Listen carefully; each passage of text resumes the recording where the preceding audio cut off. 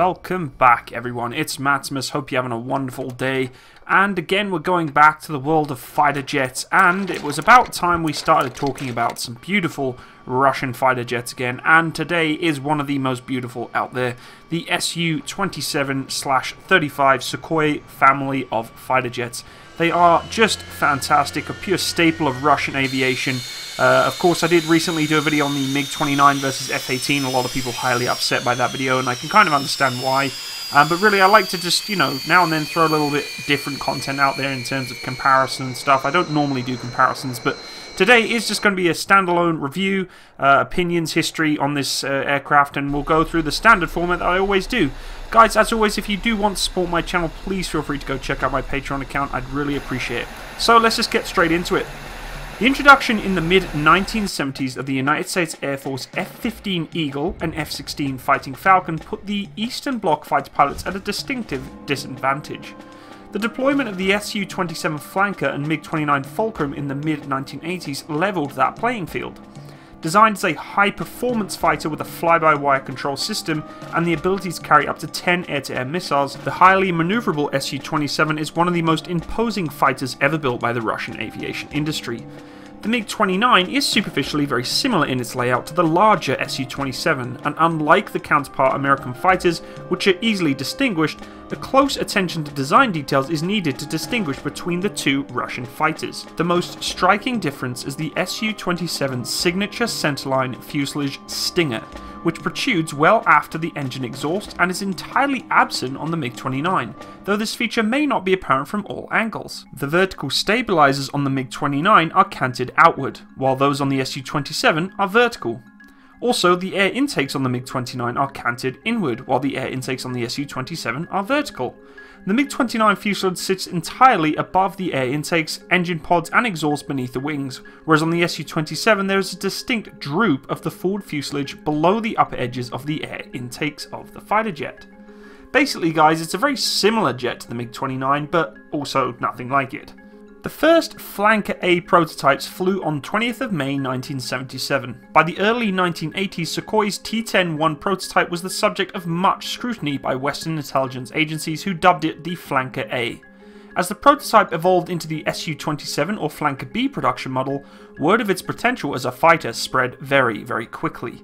Flanker B Su-27S, which is the original version to enter service, entered in 1984.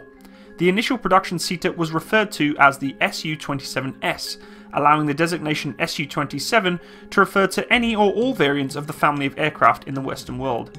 However, it should be remembered that the designation Su-27 is perfectly valid for the Su-27S and probably in wider usage. There were 3 separate factories that produced this aircraft. All of these factories' names that I'm not going to try and say to you, because if I do, a Russian is going to fly over here and hit me with the ladle from his borscht because I cannot say the words correctly, and I won't brutalize the Russian language as I normally do.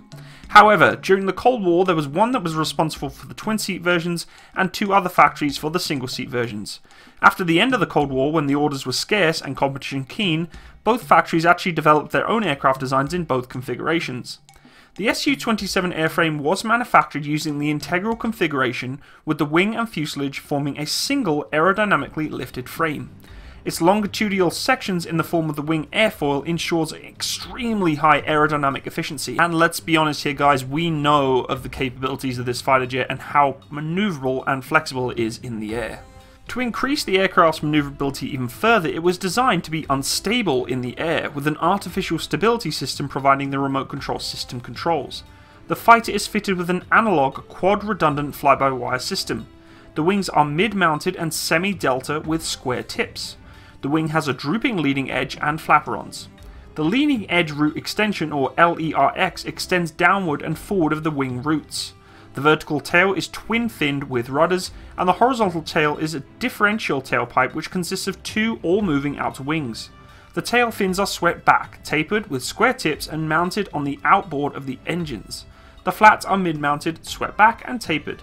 The aircraft construction is made of aluminium, or aluminum, alloys with the use of titanium. The fuel system consists of 5 tanks located under the fuselage, in the centre and outer wings. There are 2 turbojet engines in the fuselage, which we'll talk about later. They are square, diagonally cut intakes mounted under the wings alongside the fuselage, and the nose is pointed at a bubble canopy. The crew cockpit is fitted with the K-36DM Series 2 ejection seats. The program to develop the Su-27 as a new generation plane was the USSR's major national defense program in the 70s and the 80s. Its implementation was financed on a large scale, which had the most favourable effect on the development of many different establishments in the national aircraft industry and related areas still to this day. This made it possible to retrofit as many production facilities and introduce a great number of new technologies to make Russia's key fighter jet. The Su-27 program set up a large network of subcontractors across Russia. Large-scale introduction of leading-edge technologies was the rule for all parts of the plane's systems. Russia wanted to make sure that if they were going to build these fighter jets, they were procuring some of the best components around. The plane's power plants comprise of two AL-31F turbofans developed by the design bureau of AM Lukuya. In terms of specifications and performance, these are new generation engines with superior thrust, weight and fuel consumption characteristics, achieved through a dynamic improvement in compressed gas dynamic behaviour and operating temperatures before the turbine. Basically, a lot more of an efficient engine with cooler air getting to the turbines. It was possible to achieve such characteristics by harnessing promising new materials and features, which allowed technologies like titanium alloys, heat-resistant steels, single crystal vanes and special coatings, and other new features that really made the engines extremely powerful and increasing to this fighter jet's manoeuvrability. For the plane as a whole, it was virtually important to stay within the weight limits, so that the Su-27's various systems had to be extensively re-engineered to incorporate the new components. For example, it was decided to meet the specifications for the control system and reduce the size and weight for its assemblies. This was to incorporate the plane's designs for the USSR's first mass-produced hydraulic systems, with the operating pressures increased up to 280 kg per square centimetre. This was a radical new type of steering linkage, with power and distribution centres separated into individual blocks. This again introduced better aerodynamics and better stability when flying at fast speeds. The Su-27's avionics suite was basically one of the most beautiful suites available for aircraft in the Russian period of the Cold War. This was developed and based on large-scale introduction of digital processing using onboard computers, and the principle of extensive integration of various systems by function. For example, the fire control system incorporated, in addition to a target search and track radar channel, or the multi-purpose onboard radar, an independent information channel, i.e. an optical search and tracking station. As part of a goal-orientated retrofitting program, the Su-27 received a specially developed new generation guided missile of medium variant, the K-27E, and also the short-range K-73. This jet was primarily designed for the Cold War to engage the F-15 Eagle, and rightly so, with its two very powerful engines and some really capable long-range anti-air missiles. However, one of the things that really set this aircraft aside with the F-15 was the avionics installed on it. The radar is a Phasotron N001 Mayak pulse Doppler radar with a track-while-scan system. It also had the look-down, shoot-down capability, complemented by an OLS-27 infrared search and track at the nose, with a range of around about 80 to 100 kilometers. The main armament of this fighter jet is the 30mm GSH-3101 located at the starboard wing root, and up to 10 hardpoints with the capability of carrying up to 6,000 kilograms or 13,227 pounds of 6 medium-range R-27 AA-10 Alamo in NATO code missiles, and 2 to 4 short-range heat-seeking R-73 AA-11 missiles or Archer in NATO code. The armament deployed were pretty much varying between version to version, and this is one of the most standard configurations for air-to-air capabilities. The Su-27 has proven to be a very good platform for further development also. One of the first versions that followed is the Su-30 family, known as the Flanker C by NATO, and based on the Su-27UB training version.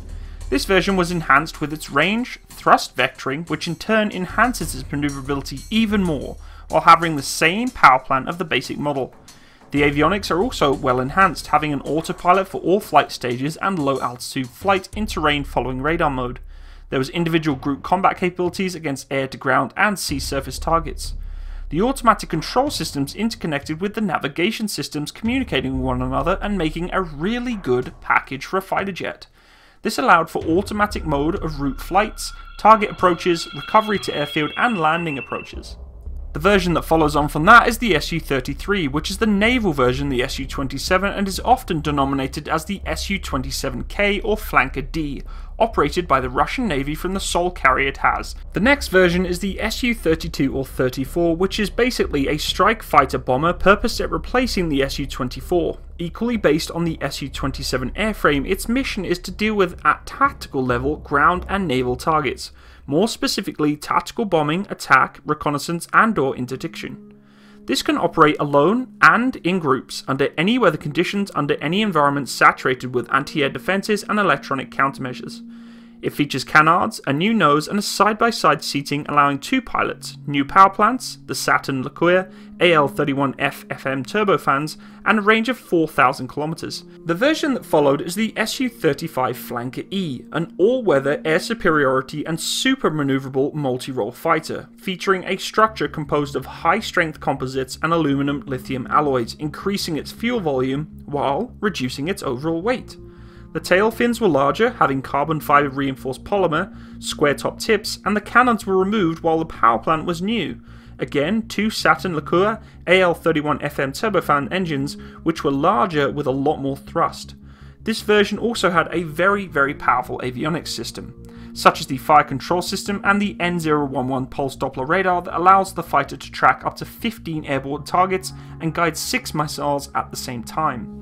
The rear radar, a Phasotron N012, also complements the fire control system. The LCD screens are also a feature while the seat is inclined at a 30-degree angle to allow the pilot to tolerate more G-forces. It also had the ability to carry a whole new array of weapons like napalm, dumb bombs or freefall iron bombs and cluster munitions, a lot more air-to-air and air-to-surface missiles with a payload increase of 2 new underwing pylons being installed. It does have air-to-air refueling capabilities, increasing its operational range from 4,000 kilometers or 2,222 miles, and only 58 units are in service currently with the Russian Air Force. The next version is the Su-37 Flanker F, otherwise known as the Terminator. It is the most recent version, based on the Su-35 being a single-seat, super maneuverable multi-jet fighter with upgrades such as its avionics suite, fire control systems and thrust vectoring nozzles. It also features its canards, which have surprisingly come back, an improved fire control system with an upgraded N001M BARS passive scanned radar tracking array, which can again track around 15 airborne targets and guiding 4 missiles at the same time. This is again given an N012 rearward facing radar, having also updated its electronic warfare support measures. The 12 hardpoints allowing air-to-air and air-to-surface missiles are still apparent. Moreover, the cockpit has 4 LCD multifunction displays now, providing more air data navigation, system statuses, weapon system selections, and tactical situation information. Of course, being that it is Russia, the equipment never is going to stay in-house. Russia is not only the country that is producing the Sukhoi Su-27, as China were given the airframes and the designs, allowing them to produce and pretty much make their own fighters and technology and license to build them, and that has been developed all the way through its own versions of the Su-27, along with the Shagang J-11 or the NATO Coders Flanker B+, which is based on the Su-27SK. This is in operation with the Chinese People's Liberation Army Air Force or PLAAF, and this version is fitted with the Chinese-made improvements to the airframe and avionics, such as radars and avionics suites, as well as weaponry such as the PL-12 medium-range active radar homing air-to-air missile and anti-ship missiles. The power plant was reported to be in principle as a Chinese Shenyang WS-10 Taihan based on the CFM-56. The Su-27 has seen a lot of action after 1985, the year in which it was introduced in the Soviet Air Force and after actually entering service in 1990. The first operation took place in 1987, when an Su-27 intercepted a Norwegian P-3 Orion maritime patrol aircraft over the Barents Sea, colliding with it after executing some rather close passes. Also, between the years of 1992 and 1993, a Russian Su-27 operated against the Georgian forces, with an Su-27 lost due to friendly fire as it was intercepting a Georgian Su-25 on a CAS mission. The Su-27s were used again over the skies of Georgia, this time during the 2008 South Ossetia War to gain air superiority over the scenario. It was rumoured that the Su-34 also took part during this conflict. The Su-34 was also used to bomb ice dams in Volgogda Oblast to prevent floods. In 2013, a couple of Su-27s were intercepted by 4 Japanese Mitsubishi F-2s after entering briefly Japanese airspace and flying near Rishiri Island and the Sea of Japan before turning back. Funnily enough, this jet has always been in the news too in the Western world. Unfortunately, the Su-27 was very close to colliding with the United States Air Force Boeing RC-135 when trying to demonstrate, I guess, air superiority to this aircraft. It seems to be happening a lot more nowadays. You see these aircraft coming in way too close than they should be to certain aircraft, doing a bit of a scare tactic, and I can kind of see why they're doing it, but it's really just not the way to go. However, we do get to see some beautiful footage of these aircraft when they do it. I gotta admit, when you see these aircraft up close and personal, it reminds you of the fact that the Russian Air Force really is not messing around, and they are very, very passionate about their airspace and to not go anywhere near it. And with aircraft like these flying around, I would not want to be venturing into that airspace. Honestly though, guys, I have a massive respect for this aircraft. I've got to admit, just like most Russian military equipment, it's very hard to keep track of what is what in terms of variations and models. What are you? Are you an Su-35? Are you a 27S, a 27K? Like, there's so many different variants. It's very tough to judge the actual specifications of each aircraft, so I'm not really going to put my finger on a particular model, but the airframe itself is just fantastic. We know of its true reliability when it comes to maneuverability and aerodynamics very, very well with the thrust vectoring and all the different avionics that this aircraft has. It clearly has put itself into the spotlight when it comes to being very, very good in the air. When it comes to, you know, the electronic warfare suite and the weapon suite, it's hard to say. You know, we're looking at an aircraft that is very old. It is old in terms of generations of aircraft. However, it is being upgraded to a more modern standard. Does its aircraft, anti-aircraft missiles, you know, stay up to that standard? It's hard to say. I would definitely say it's not something I would want to be flying against if I was in an F-16, F-15, F-22, whatever it may be. Air-to-air missiles are air-to-air missiles at the end of the day, and I do honestly feel that if you were up against one of these aircraft in the sky in a real combat situation, you would not be twiddling your thumbs having a cup of tea in the cockpit in the Western world. You would be probably crapping yourself. I know I would, because this aircraft really does have some severe capabilities. I have a lot of respect for it. It's definitely not one of my favourite Russian aircraft. I have a lot more favoritism for the MiG-29, basically because I love the movie GoldenEye, and the MiG-29s are the fighter jets that come save the day when, well, they were supposed to save the day, but the EMP took them out. Anyway, another story. But I much, you know, prefer the MiG-29 over the Su-27 and 35 family. That's just how I am, and, you know, it's just my own personal opinion. That's no disrespect to the aircraft and its capabilities. It's just personal preference.